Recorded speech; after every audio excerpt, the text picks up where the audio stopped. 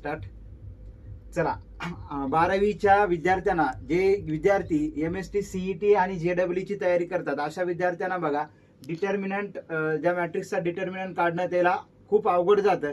त्या विद्यार्थ्यांसाठी डिटर्मिनंटची एक ट्रिक आहे बघा. कमीत कमी वेळामध्ये याचं डिटर्मिनंट आपल्याला काढता येतो मॅट्रिक्सचा. चल बघा आपण ट्रिक कशी आहे. आता हे जे दोन एलिमेंट आहे याला आपण चेंज करू.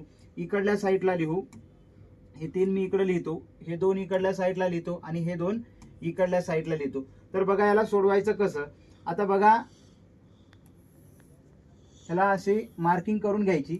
आता बघा ह्याचा गुणाकार करायचा. बघा 3 चौक 12, 12 एक 12 प्लस बेदोनी 4, 4 पंच 20 प्लस 3 दोन्ही 6 ह्यांची बेरीज वजा. आता बघा अशी मार्किंग टाकायची. हे 1 हे असं.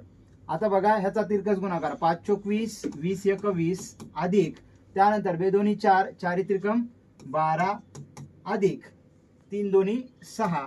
बघा आता इकडच्या साईडला आणि तिकडच्या साईडला दोघांची जर बेरीज केली आपण, बघा हे 12 अधिक 20 अधिक 6 वजा 20, हे वजा 12 आणि वजा 6. आता बघा प्लस मायनस आहे, ह्याला आपण कॅन्सल करून टाकू. प्लस मायनस आहे, ह्याला जर कॅन्सल केलं तर हे उत्तर येतं 0. आता तुम्ही तुमच्या पद्धतीनं ट्रिक काढून त्या यानं बघा त्याचं उत्तर पण 0च येतं.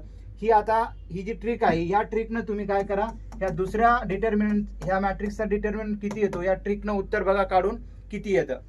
तर बघा ही खूप सोपी ट्रिक आहे. ह्या ट्रिकनं तुमचं उत्तर किती येतं मला कमेंटमध्ये सांगा. ओके.